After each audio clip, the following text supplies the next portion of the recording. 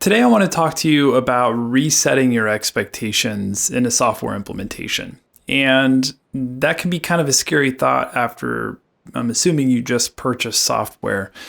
And now you're, being told, maybe you should reset your expectations. And what I mean by that is not that you should, throw sort of everything you were expecting out the door and just, completely start fresh, but to really approach it from a realistic perspective.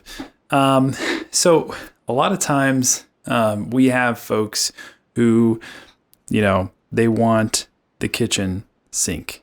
Okay. And that's all good and great and fantastic. And I want to give people the kitchen sink, by the way.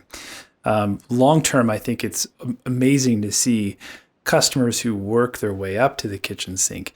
But a lot of times people think, oh, well, let's get into this kitchen sink thing in 90 days or less. And a lot of times after that, they say, well, it's 2022.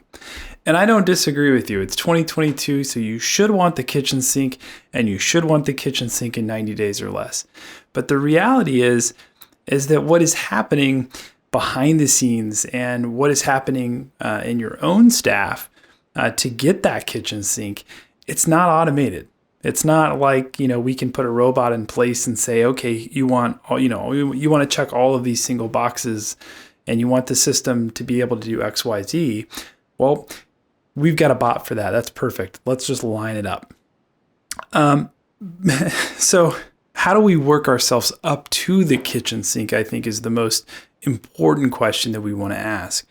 And it's the most important question that we want to answer. So what I always tell people is take it back to the basics. And the reason why we want to take it back to the basics is we want to get you fundamentally running and operating the same as you were before, with probably a few caveats and exceptions, okay? There's going to be some things that your legacy system may have done really well, and there's going to be some things that your next generation solution doesn't do nearly as well, but does it a little bit differently, or maybe it does it, in a fashion that's going to take some time for you to develop and attach your internal processes and change your internal processes to how it should be done in the new system. So I don't think there's a right way or a wrong way to do anything, by the way. If your legacy system does something that you think is the right way, it's probably just because that's the way it does it. If your next generation solution does something, that you think is the wrong way, it's actually probably just the way that system does it, and you've got to get used to it.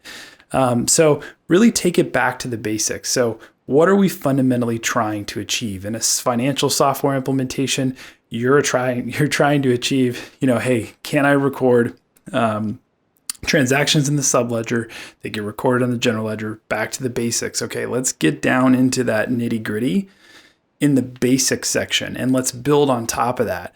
So we're not going to go out the gate with automated emails and notifications and automated templates and invoice templates and customized checks and all of this kind of stuff. Like, we're not going to go out the gate with that kind of thing. Let's go out the gate with basic, let's get you started.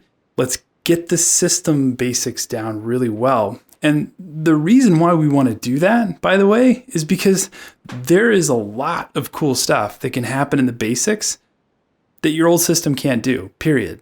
So already right there, you're improving on your ability to operate your software in and out every day.